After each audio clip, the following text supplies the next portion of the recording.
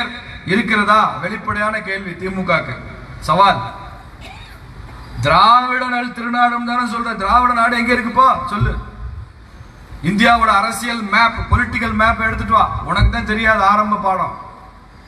அதை எடுத்து பாரு. பொலிட்டிக்கல் மேப்ல கேரளா இருக்கு, தமிழ்நாடு இருக்கு, புதுச்சேரி இருக்கு, கர்நாடகா இருக்கு, திரிபுரா இருக்கு, அஸ்ஸாம் இருக்கு, குஜராத் இருக்கு. எங்கடா இருக்கு திராவிடம்? இருக்கு, எங்கேயுமே இல்லையே.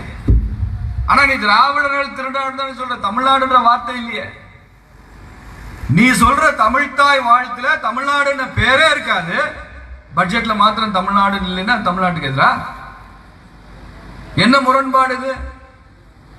அப்ப ஏன் தமிழ்தாய் வாழ்த்துல தமிழ்நாடுன்ற பேர் ஏன் இடம் பெறவில்லை? ஏற்கனவே தமிழ்தாய் வாழ்த்தை நீங்க வெட்டி ஒட்டி வரிகள் எல்லாம் நீக்கி தானே கொண்டு வந்தீங்க. அது தமிழ்நாடுன்ற வார்த்தையை நீங்க சேர்த்தே கொண்டு வந்திருக்கலாமே. ஏன் செய்யல? தேசிய கீதத்துல பாரத பாக்கியவி தாத்தான்னு பாரத நாட்டினுடைய பேரை சொல்றோமே. தமிழ்நாடுன்னு பேரை பட்ஜெட்ல சொல்லவில்லை என்பதற்காக நீ என்ன குதிப்பீங்க? ஆந்திரா நேற்று வரைக்கும் ஒன்னா இருந்துச்சுங்க. சென்னை மாகாணம்னு இன்னொரு 5 நிமிஷம் முடிச்சிருவேன். ஒன்னா இருந்தது. அப்புறம் என்ன பண்ணா, தமிழ்நாடு ஆந்திரான்னு 2ஆ பிரிச்சான். அப்படி பிரிக்கிறப்ப சென்னை தான் தலைநகரமா இருந்துச்சு. அந்த சென்னை தமிழ்நாடோட வந்துருச்சு. நம்மளும் வேணும்னா மதராஸ் மனதே அப்படின்னு ஃபைட் பண்ணி மெட்ராஸை நமக்கு வாங்கிட்டோம். அப்போ ஆந்திராக்காரனுக்கு தலைநகரம்னு இல்லாமல் போச்சு. மாநிலத்தை கொடுத்துட்டோம், தலைநகரம் இல்லை. அதனால அவன் என்ன பண்றான், ஒரு 10-50 வருஷம் அவன் கஷ்டப்பட்டு அவன் பட்ஜெட் போட்டு அவன் டாக்ஸ் போட்டு ஹைதராபாத் அப்படின்னு ஒரு தலைநகரத்தை உருவாக்குறான் ஆந்திராக்காரன். ஹைதராபாத் ஆந்திராவின் தலைநகரம். இப்போ அந்த ஆந்திராவை 2ஆ பிரிக்கிறான். தெலுங்கானா ஆந்திரான்னு. தெலுங்கானா தனியா மாநிலம்னு பிரிச்சாச்சு. இப்போ இந்த ஹைதராபாத் எங்கே போச்சுங்க? ஹைதராபாத் எங்கே போச்சு?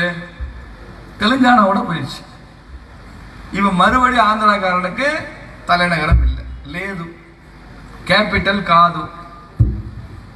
அப்போ இந்த 50 ஆண்டுகளில் 2 முறை ஆந்திர மக்கள் தங்கள் தலைநகரத்தை இழந்திருக்கிறார்கள்.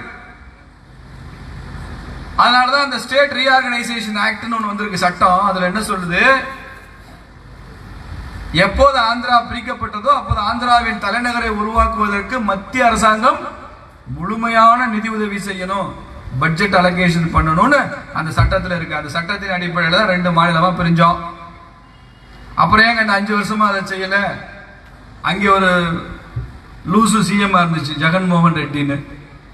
அது காங்கிரஸ்ல இருந்து வந்த லூசு. அது அவ ஐயா அவ தாத்தாலாம். அது என்ன செஞ்சிச்சு, நான் 5 தலைநகரம் வைப்பேன். நீதித்துறைக்கு ஒரு தலைநகரம், நிதித்துறைக்கு ஒரு தலைநகரம், நிர்வாகத்துக்கு ஒரு தலைநகரம். இப்படி குழப்பம் பண்ணி மத்திய அரசு தர வேண்டிய நிதியை பாழாக்கிடுச்சு. இன்னைக்கு தான் சந்திரபாபு நாயுடு முதலமைச்சராக வந்து முதல் முறையாக எங்களுக்கு தர வேண்டிய நிதியை நீங்கள் கொடுத்தால் நாங்கள் தலைநகரை உருவாக்குவோம் என்று சொல்லி இருக்கிறார். தாய் மனதுடன் ஐயா மோடி அவர்கள் அதற்கு 15,000 கோடி ரூபாய் அந்த சட்டத்தில் இருக்கிறபடி கொடுத்திருக்கிறார். அவ்வளவுதான். பீகார்ல வெள்ளத்தடுப்புக்கு இன்ஃப்ராஸ்ட்ரக்சருக்கு 26,000 கோடி கொடுத்திருக்கோம். அவ்வளவு ஃப்ளட் கண்ட்ரோல், அவ்வளவு இன்ஃப்ராஸ்ட்ரக்சர் தேவைப்படுது. அதனால கொடுக்கிறோம். ஒண்ணு பிஜேபி ஆட்சி செய்கிற மாநிலங்கள் இருக்கு, குஜராத் இருக்கு, மகாராஷ்டிரா இருக்கு, ஹரியானா இருக்கு, கோவா இருக்கு, அஸ்ஸாம் இருக்கு. இங்கெல்லாம் ஒண்ணு அள்ளி தட்டலுங்க. தேவையின் அடிப்படையில் நாம் கொடுப்பதை இவர்கள் பிரச்சனையாக சொல்கிறார்கள். அது தவறு. தமிழ்நாடு அரசாங்கம் மின்சார கட்டணத்தை கூட்டியிருக்குங்க. எலெக்ஷன் விக்கிரவாண்டி இடைத்தேர்தல் முடிஞ்ச மறுநாள் கூட்டிவிட்டான். அப்படித்தானுங்க, கூட்டியாச்சு. மத்திய அரசு இந்த பட்ஜெட் என்ன சொல்லியிருக்கு, 1 கோடி இந்திய வீடுகளுக்கு ஒரு மாசத்துக்கு 300 யூனிட் இலவசமாக நாங்கள் மின்சாரம் கொடுப்போம்னு சொல்லப்பட்டிருக்கு இந்த பட்ஜெட்ல. மின்சார கட்டணத்தை கூட்டுற ஆட்சிங்க 1 கோடி வீட்டுக்கு 300 யூனிட் சோலார்ல நான் ஃப்ரீயா கொடுக்குறேன்னு சொல்ற நிதியமைச்சரைங்க. 100 நாள் வேலை திட்டம். இங்க நிறைய பேர் கம்மா வெட்டும், இங்க ஏரி வேலை, இங்க போறீங்களா? அதுக்கெல்லாம் உங்க ஊர்ல அந்த வேலை இருக்கும். இப்போ கொஞ்ச நாள் அது தர்றதில்லை. தர்றதா சொல்லி கணக்கு போட்டு திண்டுறான். அது தனி கணக்கு. நீங்க கலெக்டரை போய் பார்த்து சண்டை போட்டா தான் வாங்க முடியும். போன வருஷம் வரைக்கும் அதுக்கு மோடி ஐயாவுடைய ஒதுக்கீடு 60,000 கோடி கம்மா வெட்டுக்கு 100 நாள் வேலைக்கு. இந்த வருஷம் நம்ம நிதியமைச்சர் அம்மா என்ன பண்ணியிருக்காங்க, 60,000 கோடியை 86,000 கோடியாக மாற்றி இருக்கிறார்கள். உங்களுக்கு 100 நாள் வேலையில பிரச்சனையே வராது, வரக்கூடாது. வந்தா இங்க மாநிலத்தில் கோளாறு இருக்குன்னு அர்த்தம். 5 கிலோ அரிசி வருதா ஒவ்வொருத்தருக்கும், 1 கிலோ பருப்பு வருதா, ரேஷன்ல அரிசி வருதா இல்லையா? 80 கோடி மக்களுக்கு கரீப் கல்யாண் அன்ன யோஜனா, 80 கோடி மக்களுக்கு 5 கிலோ அரிசியும் பருப்பும் கொடுக்கிற ஒரு அரசாங்கம் உலகத்தில் எந்த அரசாங்கம் இருக்கு சொல்லு? சீனால கம்யூனிஸ்ட் அரசாங்கம் கொடுக்குறானா, ரஷ்யாவில் கொடுக்குறானா, அமெரிக்காவில் கொடுக்குறானா? 80 கோடி மக்களுக்கு ஒரு அரசாங்கம் உணவளிக்க முடியும் நிரூபிச்சிருக்கிற ஒரே பிரதமர் நரேந்திர மோடி தாங்க. உலகத்தில் வேற யாரும் இதை செய்யவில்லை. கொரோனா வந்துச்சு, பார்க்காத தொடாத, கட்டின புருஷனா இருந்தாலும் பக்கத்துல போகாத, பெத்த பிள்ளையா இருந்தாலும் பக்கத்துல போகாத. ஐயோ தாய் செத்து போச்சுங்க, அது அனாதையா தூக்கி போட்டு புதைச்சிருட்டு யாரோ, நீ பக்கத்துல போகாத, உனக்கு கொரோனா வந்துடும். அப்படித்தானே பயமுறுத்தி வச்சிருந்தோம். கடையை மூடு, பள்ளிக்கூடத்தை மூடு, காலேஜை மூடு, ஃபேக்டரியை மூடு, பஸ்ல போகாத, கோயில நடைய மூடு, நடைய சாத்து. 3 வருஷம் என்ன கொடுமை. இப்படி 140 கோடி மக்களையும் தடுப்பூசி கொடுத்து காப்பாற்றிய பிரதமர் நரேந்திர மோடி என்ற நன்றி திமுக இருக்கா? இன்னைக்கு கொரோனால செத்துக்கிட்டு இருக்கான் பல நாட்டில். நான் சமீபத்தில் இலங்கை போயிருந்தேன். அன்னைக்கு நான் பத்திரிகை எடுத்து பார்க்கிறேன், 2 பேர் கொரோனால செத்து போயிட்டான்னு ரிப்போர்ட்டட் டெத் வருது. இந்தியாவில் இருக்கா? என்ன காரணம்? ஊசி, தடுப்பூசி. தடுப்பூசி இலவசமா தடுப்பூசி 100 கோடி பேருக்கு டபுள் டோஸ், அதுக்கப்புறம் ஒரு பூஸ்டர் டோஸ். ஐயா ஸ்டாலின் போட்டுக்கிட்ட ஊசி முதல் கொண்டு எங்க ஐயா மோடி கொடுத்த ஊசி தான் முதல்ல தெரிஞ்சுக்கணும்.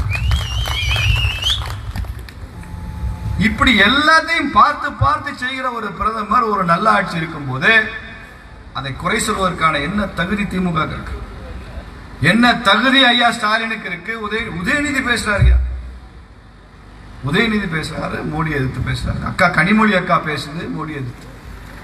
இதுக்கெல்லாம் காரணம் ஒன்னே ஒண்ணுதாங்க, நம்மற்ற இந்து பக்தி, இந்து சக்தியாக மாறும்போது அத்தனை பேரும் வரிசையில நின்றுட்டு நானும் இந்து தான் சொல்லிட்டு வரப்போறேன் பாருங்க. இல்ல இத்தனை நாளா இந்துக்கள் இல்ல நாளைக்கு வந்து கூப்பிடுறேன். ஜாதிக்கு ஓட்டு போட்டோம், கட்சிக்கு ஓட்டு போட்டோம், தலைவரை பார்த்து ஓட்டு போட்டோம், சினிமாக்காரனை பார்த்து ஓட்டு போட்டோம், சின்னத்துக்கு ஓட்டு போட்டோம், ஒரு கோழி பிரியாணி குவார்டர் வாங்கி கொடுத்தா ஓட்டு போட்டோம், கவர்ல பணம் வச்சு கொடுத்தா ஓட்டு போட்டோம். இப்படிதான் நம்ம ஓட்டு போட்டு நாசமா போயிருக்கோம் இத்தனை வருஷமா. மாறி மாறி இவன் வந்தா அவன், அவன் போனா இவன்.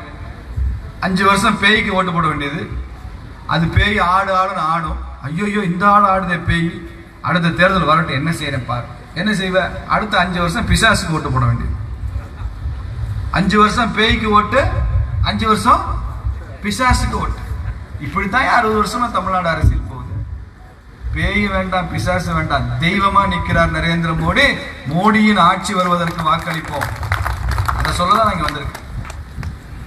அதனால இத்தனை வருஷமா நாம பணத்துக்கு ஓட்டு போட்டோம், ஜாதிக்கு ஓட்டு போட்டோம், தலைவனுக்கு ஓட்டு போட்டோம், கட்சிக்கு ஓட்டு போட்டோம், சின்னத்துக்கு ஓட்டு போட்டோம். ஒரே ஒரு தேர்தலில் நான் இந்து என்று நினைத்து நாம் வாக்களித்து மாத்திரம் பார்ப்போம் இந்த நாட்டில் என்ன மாற்றம் வருதுன்னு பாருங்க. ஒரு எலெக்ஷன்ல ஓட்டு போட, இந்துவா ஓட்டு போட. இன்னைக்கு பங்களாதேஷ்ல சிறுபான்மையினர் இப்படி தாக்கப்படுவாங்களா? பாலஸ்தீனத்தில் தாக்கப்படுகிறான்னு சொன்ன உடனே எத்தனை பேர் கண்ணீர் விட்டான். ஓன்னா இந்திய அரசாங்கம் பாலஸ்தீனருக்காக எதுவும் செய்யவில்லைன்னா, பாலஸ்தீனத்தினுடைய உயிரை விட பங்களாதேஷ்ல உள்ள சிறுபான்மையின் உயிர் என்ன குறைஞ்சதா? 2 மனுஷ உயிர் தானே. இன்னைக்கு பங்களாதேஷ்காக ஒருத்தர் பேச மாட்டேங்கிறான். வாயில் என்ன பிளாஸ்திரி? இதையெல்லாம் மாற்றணும்னா அரசியல் அதிகாரம், அரசியல் சக்தி, அந்த நாற்காலியில, அந்த அரியணையில பிஜேபியினுடைய இந்துத்துவ சித்தாந்தம் அமரும் போதுதான் இதெல்லாம் நடக்கும், சரியாகும். அதை தமிழ்நாட்டில் செய்து காண்பிப்போம். நன்றி, வணக்கம்.